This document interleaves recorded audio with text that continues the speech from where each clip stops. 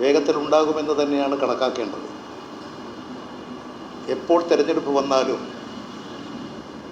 ആ തെരഞ്ഞെടുപ്പിനെ അഭിമുഖീകരിക്കാൻ കഴിയത്തക്ക നിലയിൽ ഇടതുപക്ഷ ജനാധിപത്യ മുന്നണിയിലെ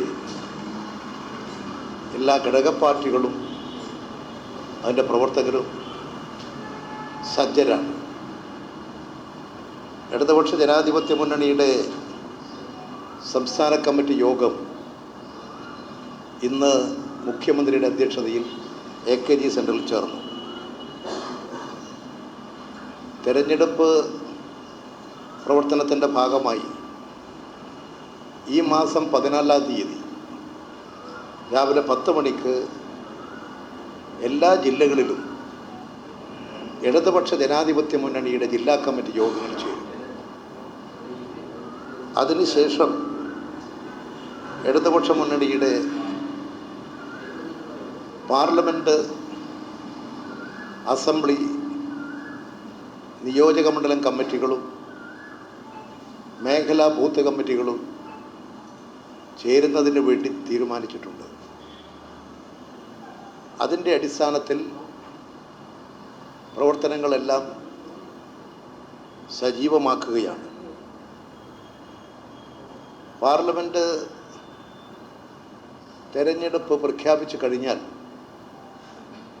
ചുരുക്കം ദിവസങ്ങൾക്കുള്ളിൽ തന്നെ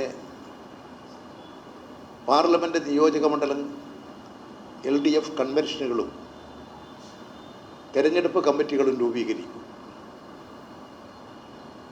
അത് കഴിഞ്ഞാൽ ചുരുക്കം ദിവസങ്ങൾക്കുള്ളിൽ തന്നെ ഒരു 10 ദിവസത്തിനകം തന്നെ എല്ലാ അസംബ്ലി, നിയോജക മണ്ഡലം കൺവെൻഷനുകളും കമ്മിറ്റികളും രൂപീകരിക്കും. തുടർന്ന് മേഖലാ കമ്മിറ്റികളും ബൂത്ത് കമ്മിറ്റികൾ രൂപീകരിച്ചുകൊണ്ട് തെരഞ്ഞെടുപ്പ് പ്രവർത്തനങ്ങൾ സജീവമാക്കും. പാർലമെൻറ്റ് തെരഞ്ഞെടുപ്പിൻ്റെ രാഷ്ട്രീയ പ്രാധാന്യം ഇന്ന് രാഷ്ട്രം നേരിട്ടുകൊണ്ടിരിക്കുന്ന അത്യന്തം ഗുരുതരമായിട്ടുള്ള ജനാധിപത്യത്തിനും മതനിരപേക്ഷതയ്ക്കും ഫെഡറൽ തത്വങ്ങൾക്കുമെതിരെയുള്ള കടുത്ത ആക്രമണം, അതിനെ പ്രതിരോധിക്കാൻ ഇന്ത്യൻ പാർലമെൻറ്റിൽ ഇടതുപക്ഷത്തിൻ്റെ സ്വാധീനം വർദ്ധിക്കണം. ഇടതുപക്ഷത്തിൻ്റെ സ്വാധീനക്കുറവാണ് ഇന്ത്യൻ രാഷ്ട്രീയത്തിൽ നേരിട്ടുകൊണ്ടിരിക്കുന്ന ഗുരുതരമായ വിപത്തുകൾക്കടിസ്ഥാനം. അതുകൊണ്ട് ഇന്ത്യയിലെ പാർലമെൻ്ററി ജനാധിപത്യം സംരക്ഷിക്കാനും മതനിരപേക്ഷത സംരക്ഷിക്കാനും ഫെഡറൽ സംവിധാനങ്ങൾ കാത്തുസൂക്ഷിക്കാനും ഇടതുപക്ഷം ശക്തിപ്പെടേണ്ടത് ഈ കാലഘട്ടത്തിൻ്റെ ആവശ്യമാണ്. ചില സംസ്ഥാനങ്ങളിൽ കഴിഞ്ഞ തെരഞ്ഞെടുപ്പിൽ ചില തിരിച്ചടികൾ ഉണ്ടായെങ്കിലും അതിനെല്ലാം അതിജീവിച്ചുകൊണ്ട് മുന്നോട്ട് പോകാൻ സാധിക്കും എന്ന് തന്നെയാണ് ഇടതുപക്ഷ പാർട്ടികൾ കണക്കാക്കുന്നത്. പാർലമെൻറ്റ്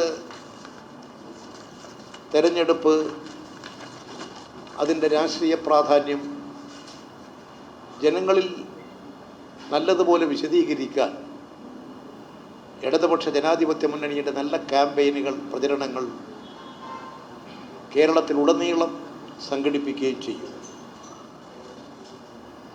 ഇപ്പോൾ തെരഞ്ഞെടുപ്പ് പ്രവർത്തനത്തിൻ്റെ ഭാഗമായി എല്ലാ വിഭാഗം ജനതയെയും ഒന്നിച്ചു നിർത്തി മുന്നോട്ട് കൊണ്ടുപോകാൻ ഇടതുപക്ഷ ജനാധിപത്യ മുന്നണി ശക്തമായിട്ടുള്ള പ്രവർത്തനങ്ങൾ നടത്തി വരികയാണ്. ഇന്ന് തെരഞ്ഞെടുപ്പ് സംബന്ധിച്ച് ചർച്ച ചെയ്തിട്ടുള്ള മറ്റൊരു കാര്യം 20 പാർലമെൻറ്റ് മണ്ഡലങ്ങളാണ്. ആ 20 പാർലമെൻറ്റ് മണ്ഡലങ്ങളിൽ കഴിഞ്ഞ തെരഞ്ഞെടുപ്പിൽ CPM മത്സരിച്ചത്, കഴിഞ്ഞ പാർലമെൻറ്റ് തെരഞ്ഞെടുപ്പിൽ 19 തെരഞ്ഞെടുപ്പിൽ ഇടതുപക്ഷ മുന്നണിയിൽ CPM മത്സരിച്ചത് 16 സീറ്റിലാണ്. 4 സീറ്റിൽ CPIയും. അതിനുശേഷമാണ് കേരള കോൺഗ്രസ് മാണി ഇടതുപക്ഷ ജനാധിപത്യ മുന്നണിയോടൊപ്പം വന്നത്. ഇന്നത്തെ എല്ലാ കാര്യങ്ങളും പരിശോധിച്ചുകൊണ്ട് ഇടതുപക്ഷ ജനാധിപത്യ മുന്നണിയിലെ ഘടക പാർട്ടികൾ എന്നുള്ള നിലയിൽ CPIM 15 സീറ്റിൽ മത്സരിക്കാൻ, 4 സീറ്റിൽ CPI മത്സരിക്കാൻ, കോട്ടയത്ത് കേരള കോൺഗ്രസ് മാണി മത്സരിക്കാനുമുള്ള തീരുമാനമാണ് ഐക്യകണ്ഠേന ഇടതുപക്ഷ ജനാധിപത്യ മുന്നണി ഐക്യകണ്ഠേന അംഗീകരിച്ചിട്ടുള്ളത്. ഇതിൻ്റെ അടിസ്ഥാനത്തിൽ ബന്ധപ്പെട്ട പാർട്ടികൾ അവരാണ് അവരുടെ പാർട്ടിയുടെ സ്ഥാനാർത്ഥികളെ നിശ്ചയിക്കേണ്ടത്. അടിയന്തരമായും അവരെല്ലാം അതാത് മണ്ഡലങ്ങളിൽ, നിലവിൽ തുടരുന്ന മണ്ഡലങ്ങൾ തന്നെ, 19 തെരഞ്ഞെടുപ്പിൽ മത്സരിച്ച മണ്ഡലങ്ങളിൽ തന്നെയാണ് പാർട്ടികൾ മത്സരിക്കുന്നത്. അതുകൊണ്ട് തെരഞ്ഞെടുപ്പിൽ സ്ഥാനാർത്ഥികൾ നിശ്ചയിച്ച് അതിവേഗത്തിൽ തന്നെ അടുത്ത ഇടതുപക്ഷ ജനാധിപത്യ മുന്നണിയുടെ യോഗത്തിന് മുൻപായിട്ട് തന്നെ സ്ഥാനാർത്ഥികൾ നിശ്ചയിച്ച് ഇടതുപക്ഷ ജനാധിപത്യ മുന്നണി 20 മണ്ഡലത്തിലെയും സ്ഥാനാർത്ഥികളെ പ്രഖ്യാപിക്കും. അതിനുള്ള നടപടികളാണ് ഇപ്പോൾ സ്വീകരിച്ചിട്ടുള്ളത്. ഇടതുപക്ഷ ജനാധിപത്യ മുന്നണിക്ക് കേരളത്തിൽ വലിയ പ്രതീക്ഷയാണ്. വലിയ തരത്തിലുള്ള ബഹുജന പിന്തുണ ആർജിച്ചു വരികയാണ്.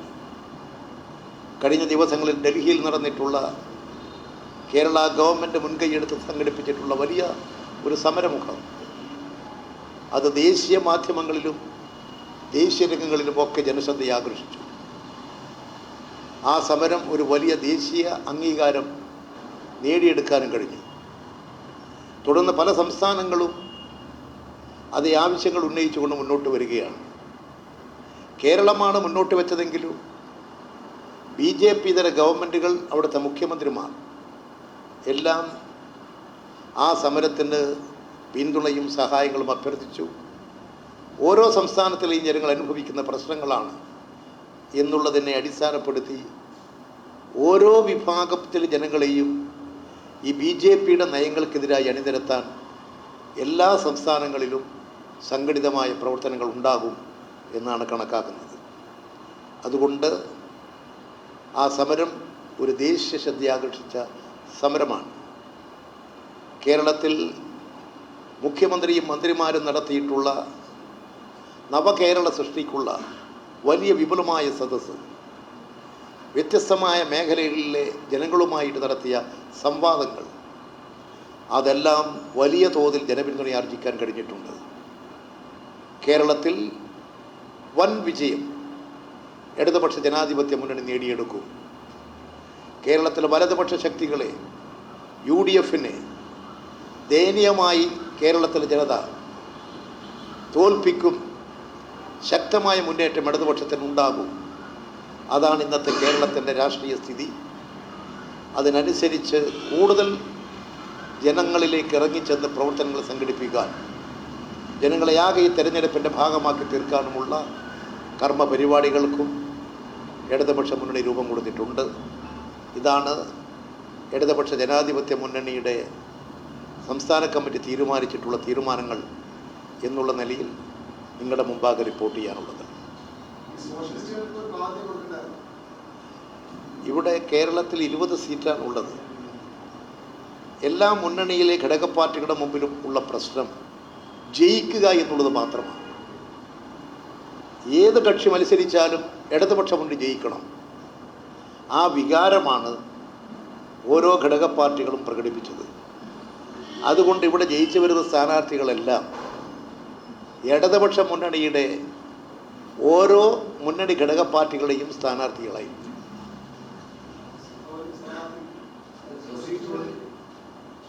ഇതെല്ലാം തന്നെ ഇടതുപക്ഷത്തിൻ്റെ സ്ഥാനാർത്ഥികളാണ്. ആ സ്ഥാനാർത്ഥികൾ എല്ലാവരുടെയും സ്ഥാനാർത്ഥികളായിട്ടാണ് ജയിച്ചു വരിക.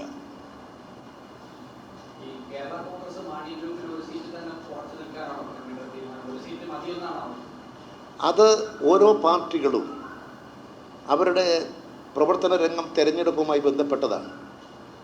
അതുകൊണ്ട് തന്നെ തെരഞ്ഞെടുപ്പിൽ ഏത് തെരഞ്ഞെടുപ്പ് വന്നാലും ആ പാർട്ടിക്ക് പിന്നിൽ അണിനിരന്ന ജനങ്ങൾ കൂടുതൽ പ്രതീക്ഷിക്കും. അത് എല്ലാ പാർട്ടിയിലുമുണ്ട്. പക്ഷെ ആ പ്രതീക്ഷകൾക്കനുസരിച്ചൊന്നും നമുക്ക് സീറ്റുകളോ സ്ഥാനങ്ങളോ കൊടുക്കാൻ നിർവാഹമില്ല. ഉള്ള സീറ്റുകൾ പൊതുമാനദണ്ഡം വെച്ചുകൊണ്ട് ഒരു മുന്നണി എന്നുള്ള നിലയിൽ ജയിച്ചു വരാൻ കഴിയത്തക്ക നിലയിലുള്ള പൊതു നിലപാടാണ് എല്ലാ പാർട്ടികളും സ്വീകരിച്ചത്.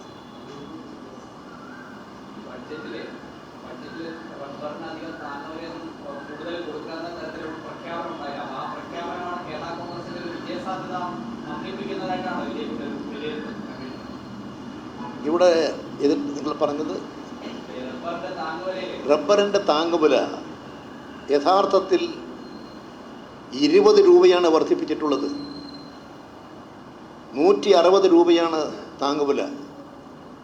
കേരള ഗവൺമെൻറ് ഇപ്പോൾ പ്രഖ്യാപിച്ചത് 180 രൂപയാണ്. 160 രൂപയാണ്. നിങ്ങൾ പത്രക്കാർ എഴുതിയതാണ് 170. എവിടെയാണ് 170 ഉള്ളത്? നേരത്തെ 2 വർഷങ്ങൾക്ക് മുൻപ് വേറെയായിരുന്നു. ഇപ്പോൾ കേരളത്തിലെ റബ്ബറിൻ്റെ താങ്ങുവില എന്നുള്ളത് 160 രൂപയിൽ നിൽക്കുകയാണ്. ആ 160 രൂപ റബ്ബറിന് വിലയുള്ളപ്പോഴാണ് ഇടതുപക്ഷ ഗവൺമെൻറ് 180 രൂപയായി റബ്ബറിൻ്റെ വില വർദ്ധിപ്പിച്ചത്. ബഡ്ജറ്റ് വരുന്ന ദിവസം എറണാകുളത്തെ റബ്ബറിൻ്റെ മാർക്കറ്റ് 163 രൂപയാണ്. നേരത്തെ അതിലും കുറവായിരുന്നു. അതുകൊണ്ട് യഥാർത്ഥത്തിൽ റബ്ബർ കൃഷിക്കാർക്ക് 20 രൂപയുടെ വർധനവാണ് കിട്ടിയിട്ടുള്ളത്. ഇതും വലിയ വർധനവാണെന്ന് ഞങ്ങൾ പറയുന്നില്ല. ഇവിടെ കഴിഞ്ഞ കാലങ്ങളിൽ ഉണ്ടായിട്ടുള്ള ചില സംഭവങ്ങളൊക്കെ ഉണ്ടായിരുന്നു. അതായത് റബ്ബറിൻ്റെ വില കൂറ്റൻ കമ്പനികൾ വിലയിടിച്ച് അവർ റബ്ബർ വാങ്ങി കൂറ്റൻ കമ്പനികൾ തടിച്ചു കൊടുത്തു. അവർ പണമുണ്ടാക്കി കൃഷിക്കാരെ പിഴിഞ്ഞിട്ട്. അതുകൊണ്ടാണ് സംയുക്ത കർഷക സംഘടനകൾ കേരളത്തിലെ ഇത്തരത്തിലുള്ള വലിയ ടയർ കമ്പനികൾക്ക് മുമ്പിൽ CCI ചൂണ്ടിക്കാണിച്ചു. ആ ചൂണ്ടിക്കാണിച്ചതനുസരിച്ച് അനധികൃതമായി വില കുറച്ച് റബ്ബർ കൃഷിക്കാരിൽ നിന്നും പിഴിഞ്ഞെടുത്ത പണം കൃഷിക്കാർക്ക് തിരിച്ചു കൊടുക്കണം എന്നാവശ്യപ്പെട്ടുകൊണ്ടാണ് ആ കർഷക സമരം. അതുകൊണ്ട് കൃഷിക്കാരെ ചൂഷണം ചെയ്യുന്ന ഇത്തരം നടപടികൾക്കെതിരെയും റബ്ബർ കൃഷിക്കാർക്ക് ഏതെല്ലാം തരത്തിൽ ഇനിയും സഹായം ചെയ്യാൻ കഴിയുമോ ആ തരത്തിലുള്ള എല്ലാ സഹായങ്ങളും കേരളത്തിൽ ഇടതുപക്ഷ ഗവൺമെൻറ്റിൽ നിന്നുണ്ടാകും. കൃഷിക്കാരുടെ സംരക്ഷണം ഉറപ്പുവരുത്താൻ ആവശ്യമുള്ള എല്ലാ നടപടികളും ഇനിയും ഗവൺമെൻറ് സ്വീകരിക്കും.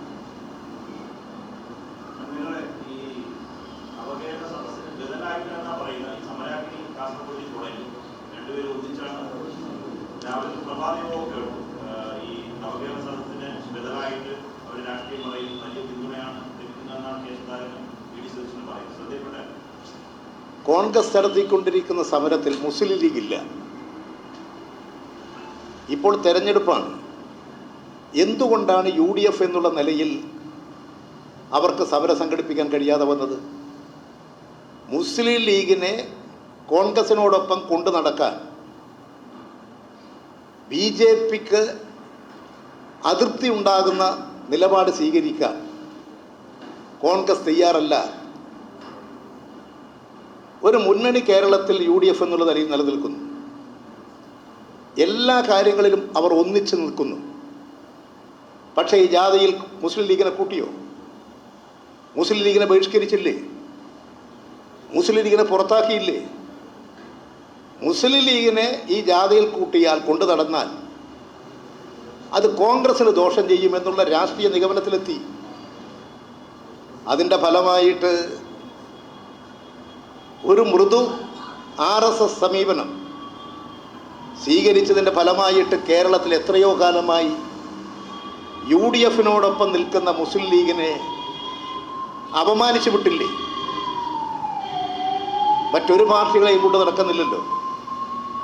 ഇത് തെറ്റായിട്ടുള്ളൊരു നിലപാട് അവർ സ്വീകരിക്കുന്നതിൻ്റെ ഭാഗമാണ്.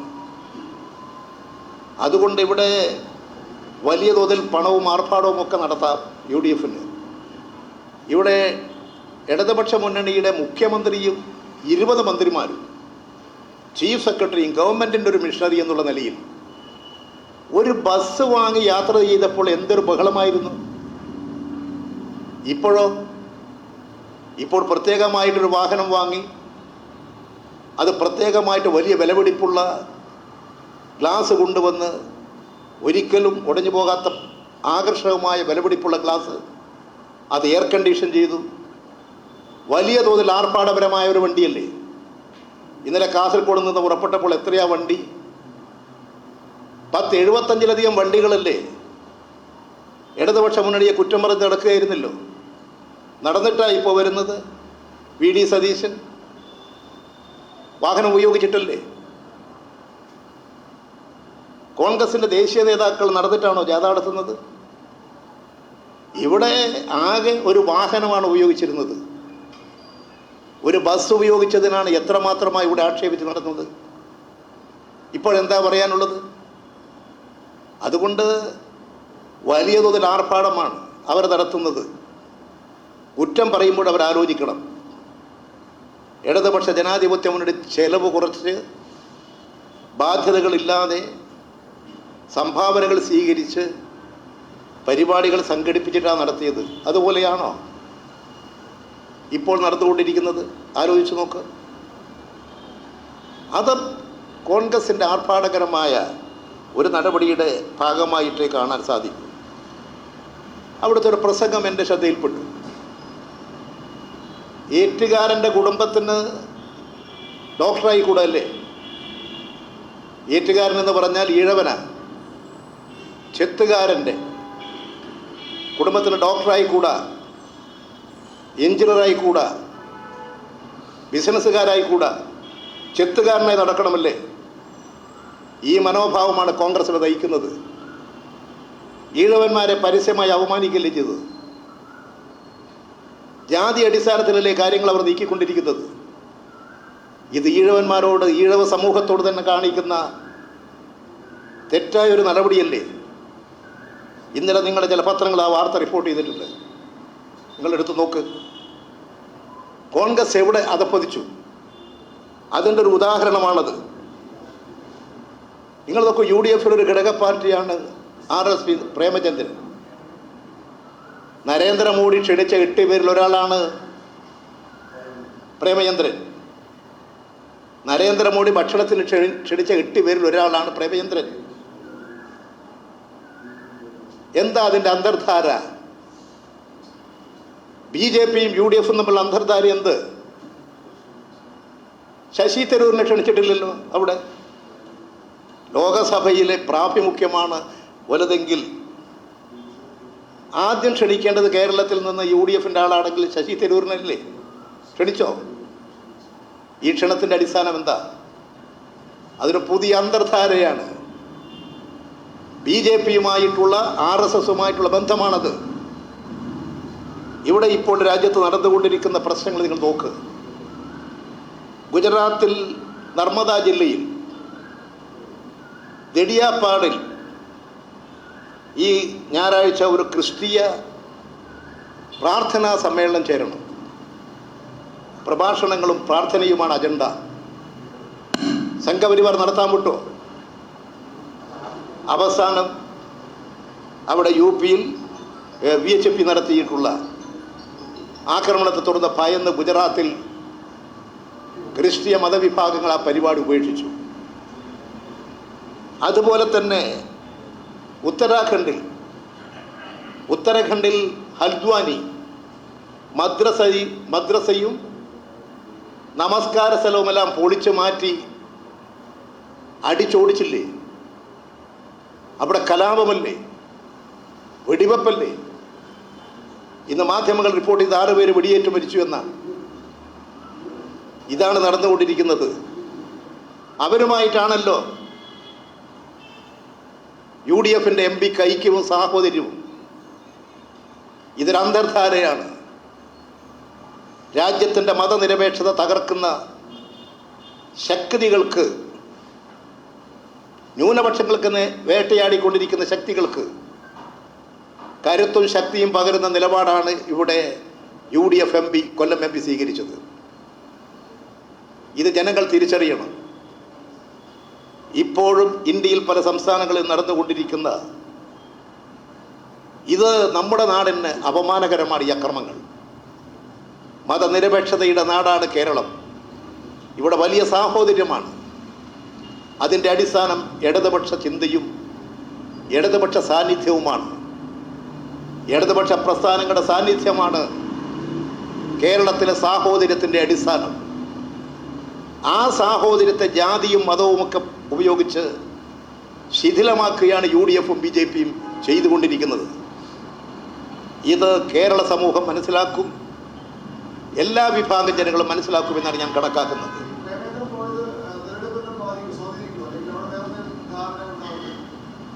ഞങ്ങൾ കാണുന്ന ഒരു കാര്യമേ ഉള്ളൂ. നരേന്ദ്രമോദി പാർലമെൻറ്റിൽ ക്ഷണിക്കപ്പെട്ട 8 പേരിൽ ഒരാൾ പ്രേമചന്ദ്രനായിരുന്നു. പ്രേമചന്ദ്രനെ ക്ഷണിച്ചു. പ്രേമചന്ദ്രൻ പോയി അദ്ദേഹത്തെക്കുറിച്ച് വലിയ അഭിപ്രായങ്ങളും പറഞ്ഞു കഴിഞ്ഞു. അതാണ് UDF, അതാണ് പ്രേമചന്ദ്രൻ എന്ന് പറയുന്ന MP. ഈ കേരളത്തിൻ്റെ മതനിരപേക്ഷതയോടും മതന്യൂനപക്ഷ താല്പര്യങ്ങളോടൊപ്പം നിൽക്കുന്ന നിലപാടാണോ അദ്ദേഹത്തിനുള്ളത്? ഇത് കേരള സമൂഹം മനസ്സിലാക്കൂ. ഞങ്ങൾക്കൊന്നേ ജനങ്ങളോട് അഭ്യർത്ഥിക്കാനുള്ളൂ, ഈ കേരളത്തിൻ്റെ മണ്ണിനെ കലുഷിതമാക്കരുത്. ജാതിയും മതവും പറഞ്ഞ് വിദ്വേഷം പരത്തി ഈ നാടിനെ കലാപഭൂമിയാക്കരുത്. ഈ സാഹോദര്യം കാത്തു സൂക്ഷിച്ച് ജനജീവിതം മെച്ചപ്പെടുത്താൻ, എല്ലാവരുടെയും ജീവിതം മെച്ചപ്പെടുത്താൻ ഇടതുപക്ഷത്തിനെ കഴിയൂ. ആ ഇടതുപക്ഷത്തിന് കേരള ജനത നൽകിക്കൊണ്ടിരിക്കുന്ന പിന്തുണ, കൂടുതൽ പിന്തുണയും കരുത്തും നൽകി ഞങ്ങളെ ശക്തവാന്മാരാക്കണം, നാടിനെ രക്ഷിക്കാൻ. അതാണ് ഞങ്ങൾ അഭ്യർത്ഥിക്കുന്നത്. അതാണ് ഇടതുപക്ഷ മുന്നണി. സുധാകരൻ അതായത് പത്രത്തിലുണ്ടല്ലോ, ഇന്നത്തെ പത്രത്തിൽ വാർത്തയുണ്ട്. അദ്ദേഹം പറഞ്ഞിട്ട് തന്നെയാണ്.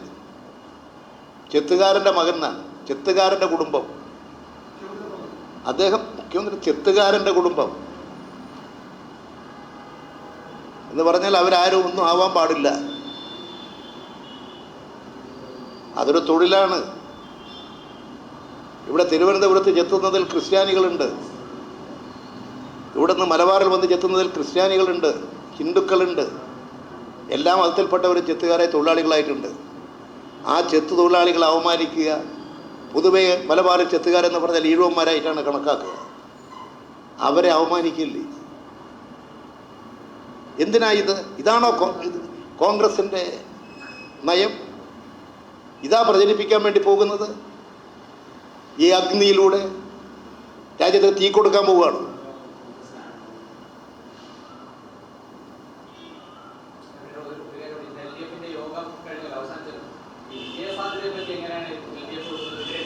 ഇപ്പോൾ ഞാൻ പറയാം, നല്ല വിജയസാധ്യതയുണ്ട്, നല്ല വിജയസാധ്യതയുണ്ട്.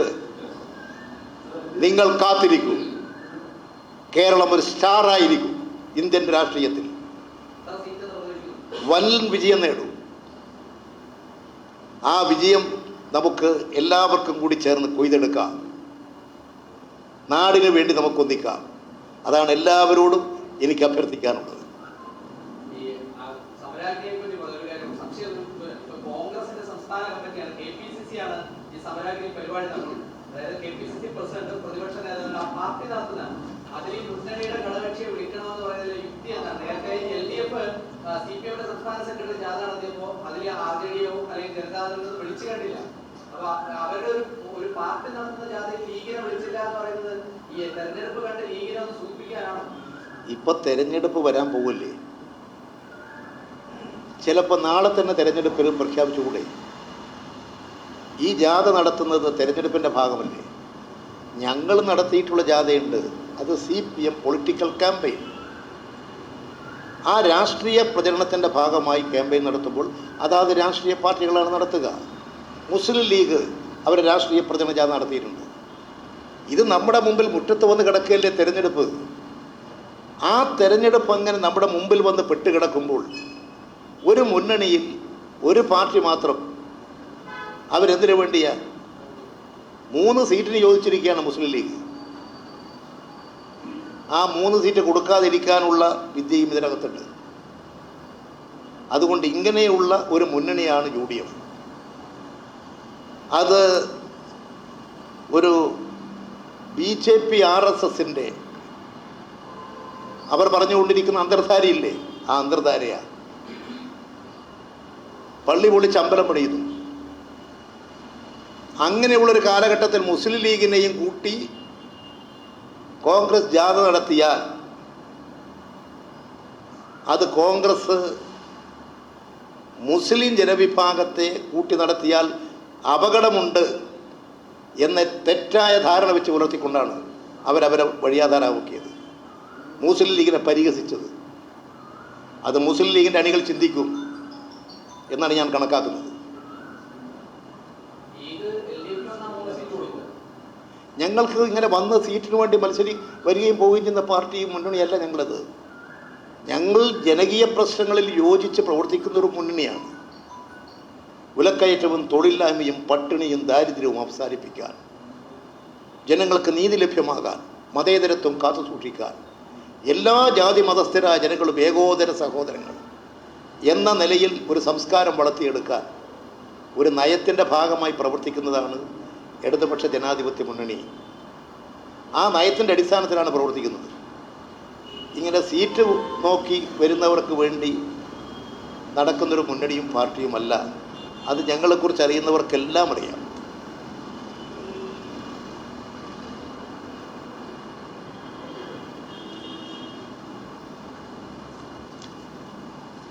അതിൽ